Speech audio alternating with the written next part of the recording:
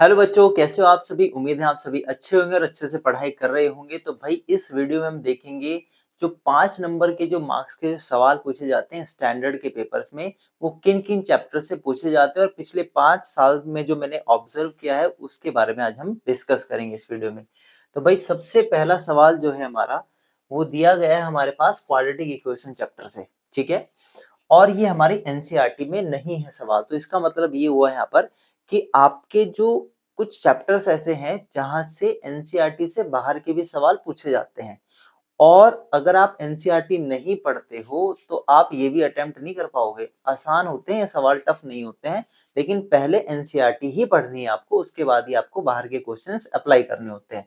ठीक है जी, ये वाला जो है चैप्टर 4 से आया हुआ है क्वाड्रेटिक इक्वेशन से। ठीक है, अगला देखते हैं। अगला जो सवाल है वो है हमारे एपी चैप्टर का। ये 2 सवाल दिए गए हैं और ये एपी चैप्टर के सवाल हैं और ये सभी 5 नंबर वाले सवाल हैं आपके, ठीक है? ये भी एनसीईआरटी से बाहर के हैं लेकिन आसान सवाल है, ज़्यादा टफ नहीं है। आपसे सम दिया गया है थर्ड और सेवंथ टर्म का, कितना दिया है? 6 दिया है और उन दोनों ही टर्म का प्रोडक्ट दिया हुआ है। आसान सवाल है, ज़्यादा टफ नहीं होते सवाल एपी वाले, है ना? अगले वाला भी सवाल ईज़ी है, पढ़ के देख लेना आप, इम्पोर्टेंट है भई ये सारे सवाल। अगला देखते हैं। अगला जो है ये ट्रायंगल चैप्टर से है। ये भी एनसीईआरटी का सवाल नहीं है, लेकिन जो इससे और पार्ट में दिया गया है एनसीईआरटी का सवाल, और ये है एक्सरसाइज 6.3 का क्वेश्चन नंबर 14। ठीक है भाई, एक एक सवाल घोल के पी जाना, बहुत ज्यादा इंपॉर्टेंट है आपके 2026 के एग्जाम के लिए। ठीक है, अगला देखते हैं। अगला जो है आपके पास वो है हमारा सरफेस एरियाज एंड वॉल्यूम्स वाले चैप्टर से। ये है 12.2 का क्वेश्चन नंबर 5।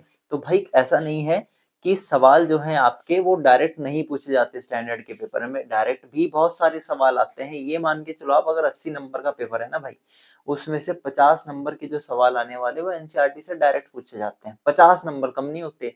एनसीईआरटी ही पढ़ के आप 50 नंबर स्टैंडर्ड में खींच सकते हो बड़े आसानी से। हाँ, वो बात अलग है कि एमसीक्यूज और केस बेस्ड स्टडी के लिए आपको थोड़ी सी बाहर से पढ़ना ही पड़ता है, उसके अलावा काम चलता नहीं है ना, उसके बिना काम नहीं चलता है। ठीक है, अच्छा जी, इसके बाद अगला है आपके पास ये वाला जो क्वेश्चन है, ये है आपके पास some application of trigonometry chapter से। भाई यहाँ से भी 5 नंबर का सवाल बनता है डायरेक्ट, है ना? 5 का भी बनता है, 4 का भी बनता है, उससे कम नहीं आता यहाँ से, है ना? और ये 9.1 का क्वेश्चन नंबर 10 के बिल्कुल सिमिलर है सवाल, वैल्यूज ही डिफरेंट होगी थोड़ी, है ना? इसके बाद है भाई आपका ट्राइंगल चैप्टर से अगेन क्वेश्चन नंबर 8 है 6.3 एक्सरसाइज का, और ये क्वेश्चन नंबर 14 है। तो भाई ट्राइंगल चैप्टर तो ऐसा चैप्टर मान के चलो आप, स्टैंडर्ड में बाहर से आता तो है सवाल लेकिन बहुत कम आता है। 90% से ज्यादा प्रोबेबिलिटी होती है ट्राइंगल चैप्टर की वो एनसीईआरटी से डायरेक्ट दिया जाए। ठीक है, बात समझ आई? अगला देखो भाई। अगला है चैप्टर नंबर 4 से अगेन क्वाड्रेटिक वाले चैप्टर से, क्वाड्रेटिक इक्वेशन से। बेहद आसान सवाल है भाई, ये ट्रेन वाले सवाल तो बार बार पूछे जाते हैं ना, और ये कुछ थोड़ा सा बाहर का है भाई, लेकिन कॉन्सेप्ट जो है वो एनसीईआरटी बुक का ही है। ठीक है, कॉन्सेप्ट जो है वो एनसीईआरटी बुक से ही यूज किया गया है यहाँ पर। आसान सवाल है और ये है आपका एक्सरसाइज 4.3 का कॉन्सेप्ट। ये न्यू एनसीईआरटी बुक के अकॉर्डिंग बता रहा हूँ मैं आपको बात। अगले पे चलते हैं भाई। अगले सवाल में मॉड और मीन के बारे में पूछा गया है, तो भाई 13.2 एक्सरसाइज पढ़ लेना मीन और मॉड के लिए।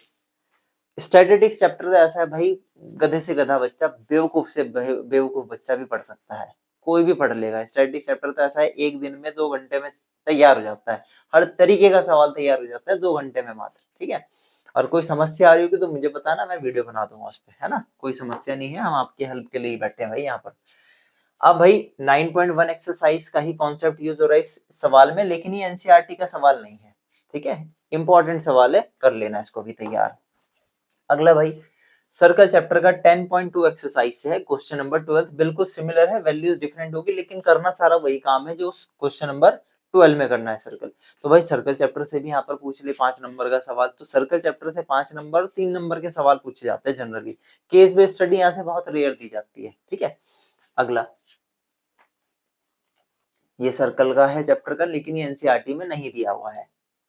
इसके बाद भाई ट्रेन वाला अगेन, पुरानी बुक अगर हम उठाए तो क्वेश्चन नंबर 8 है, बिल्कुल सिमिलर, है ना? लेकिन ये एक्सरसाइज कौन सी है भाई? एक्सरसाइज है 4.3। पुरानी बुक की बात कर रहे हैं हम, किसकी बात कर रहे हैं? पुरानी वाली बुक, नई वाली बुक नहीं, पुरानी वाली बुक की बात कर रहे हैं। तो भाई क्वेश्चन नंबर 9 और क्वेश्चन नंबर 8 के सिमिलर हैं दोनों सवाल। तो उसकी जो वर्ड प्रॉब्लम्स है ना पुरानी वाली किताब की, तो अगर आप उन्हें तैयार कर रहे हो भाई, तो इसका मतलब आप स्टैंडर्ड के लिए ही तैयार कर रहे हो। ठीक है, बेसिक में बहुत रेयर, हाँ बेसिक में पूछी जाती है, ऐसी बात नहीं कि बेसिक में नहीं पूछी जाती, वहां से चीजें पूछी जाती हैं, बिल्कुल पूछी जाती है, लेकिन स्टैंडर्ड में ज्यादा चांसेस होते हैं इन चीजों को पूछने की, है ना। अगला देखो भाई, अगला 11.1 यानी कि एरिया रिलेटेड टू सर्कल वाले चैप्टर से सवाल है भाई, है ना। क्वेश्चन नंबर 8 दिया है, पेज नंबर 158 पे है, न्यू एनसीईआरटी में। हॉर्स वाला, घोड़े वाला जो सवाल है भाई अच्छा सवाल है, इंपॉर्टेंट सवाल है ना। ठीक है जी। इसके बाद भाई, ये एनसीईआरटी में नहीं है, ये कौन से चैप्टर का है, ट्राइएंगल चैप्टर का है। कौन सा चैप्टर है हमारे पास, ये ट्राइएंगल चैप्टर का सवाल है। ठीक है, तो आसान सवाल है, ज्यादा टिपिकल नहीं होगा, है ना, कर लोगे आप सभी। स्टैंडर्ड वाले बच्चे तो कर ही लेते हैं, होशियार बच्चे होते हैं भाई, बेवकूफ थोड़ी हो तुम। अगला भाई देखो, मीडियन वाले, यानी कि जो मीडियन वाली एक्सरसाइज है 13.3, भाई स्टैटिस्टिक्स तो बिल्कुल घोल के पी जाओ 5 नंबर के लिए, बिल्कुल घोल के पी जाओ। कुछ ही दिन बचे हैं, 17 फरवरी को तुम्हारा पेपर है ना। तो भाई एग्जाम्पल नंबर 8 और क्वेश्चन नंबर सेकंड 13.3 का बिल्कुल सिमिलर सवाल है उसके जैसा ही। अगले पे चलते हैं, क्वाड्रेटिक इक्वेशन, वापस वही चैप्टर आ गया, उसके ही सिमिलर कॉन्सेप्ट हम यहाँ पर यूज कर रहे हैं इन दोनों सवालों में, लेकिन ये एनसीईआरटी के सवाल नहीं है, ये एनसीईआरटी से बाहर के सवाल है। ठीक है जी, अगले पे चलते हैं। अगला है आपका, ये भी एनसीईआरटी से नहीं है, लेकिन सिमिलर कॉन्सेप्ट है, और चैप्टर कौन सा है आपका, सरफेस एरिया एंड वॉल्यूम्स वाला चैप्टर है।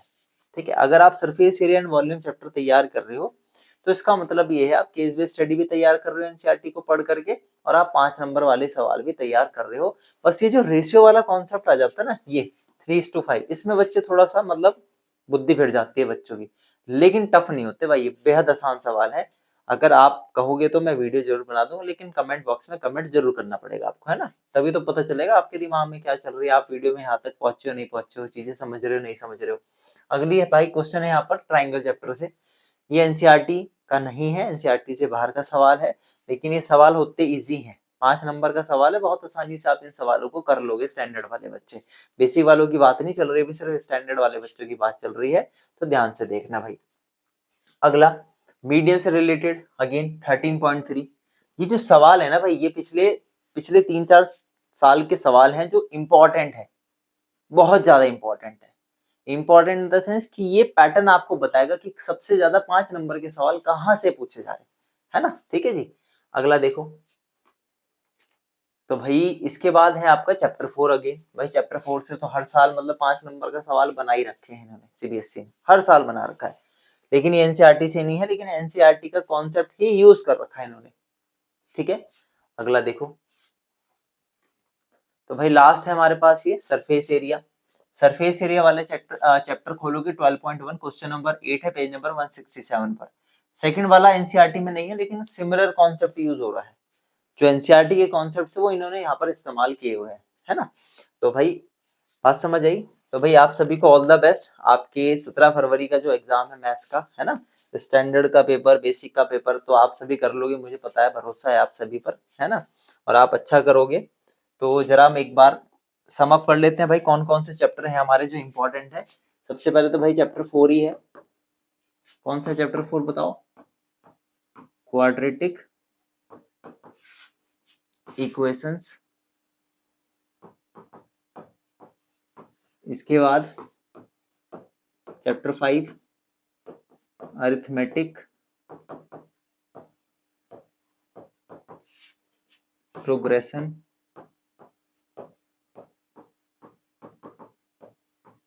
है ना, इसके बाद चैप्टर आपका 6 ट्राइएंगल्स। इसके बाद जी आपका chapter 9 some application of trigonometry.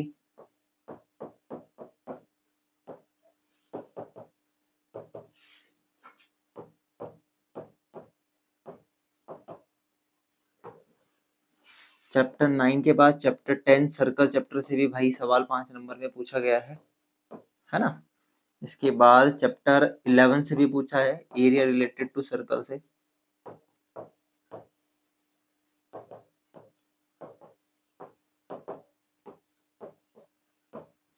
इसके बाद चैप्टर 12 एक सेकेंड।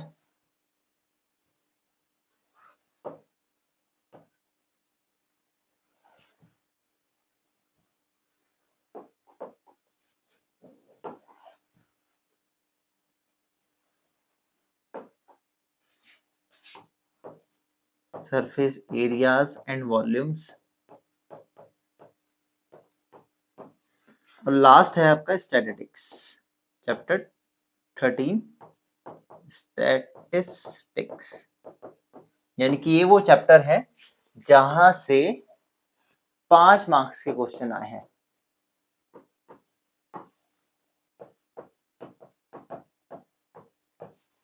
क्वेश्चन पूछे गए और किस पेपर में? स्टैंडर्ड मैथ्स के पेपर में।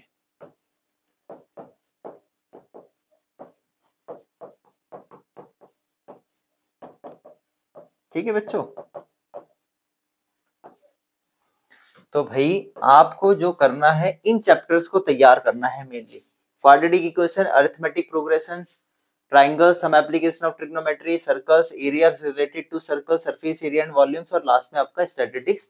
तो ये कितने चैप्टर बैठ रहे हैं? 3 3 6 और 7 8, भाई 8 चैप्टर बैठ रहे हैं। 8 चैप्टर में से 5-5 नंबर के सवाल पूछे गए हैं।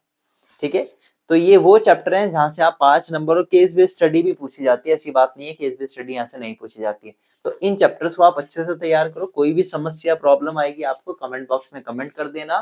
ठीक है, कि सर ये बात समझ नहीं आ रही है, आप इस चीज या इस टॉपिक पे वीडियो बना दीजिए, तो मैं आपके लिए हेल्प करने के लिए हमेशा तैयार हूँ बच्चों। ठीक है, तो भाई मिलते हैं नेक्स्ट वीडियो में। Till then take care, bye bye, जय हिंद।